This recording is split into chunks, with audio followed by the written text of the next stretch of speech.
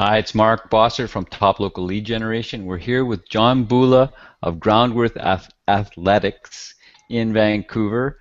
John, how are you doing today? Pretty good, Mark. Pretty good. So, John, let's share what your background is. How did you get into this athletic fitness training profession?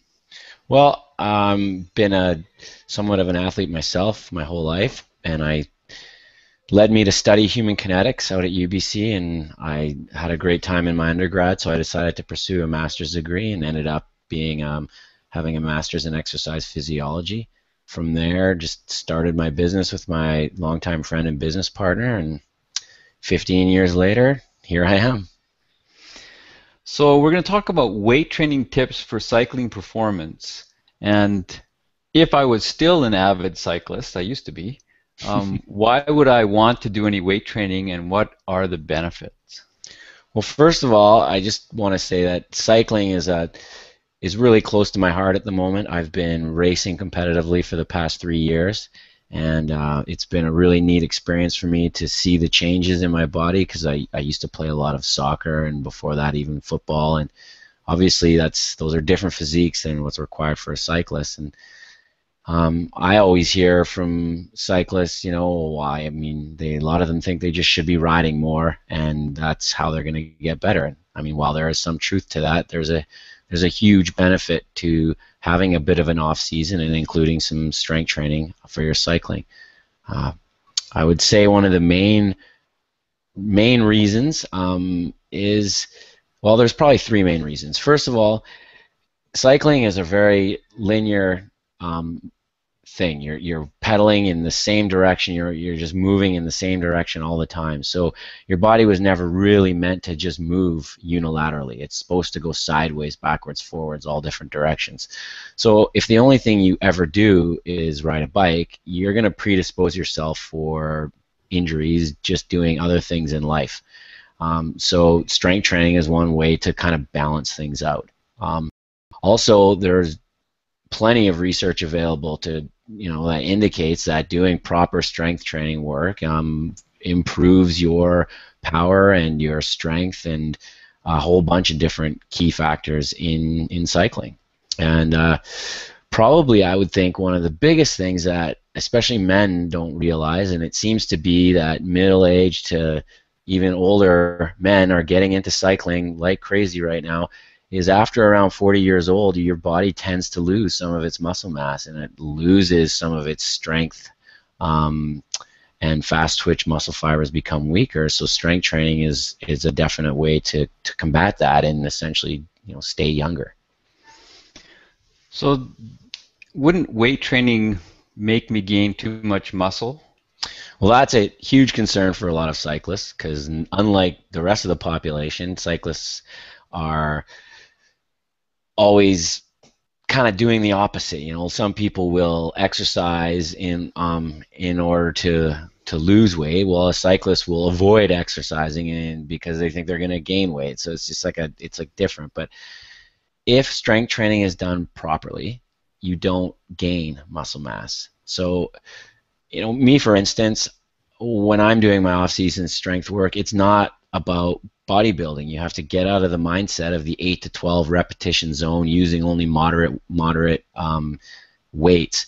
You've got to prepare your body and then lift heavy. Lift 4 reps, lift 2 reps, maybe even up to 6, and lifting as heavy as you can. And actually, when you do that, the most adaptations you get in your body are what are called neurological adaptations. So you are better able to recruit the muscle fibers that you have, and certain other things happen in your physiology to improve your strength.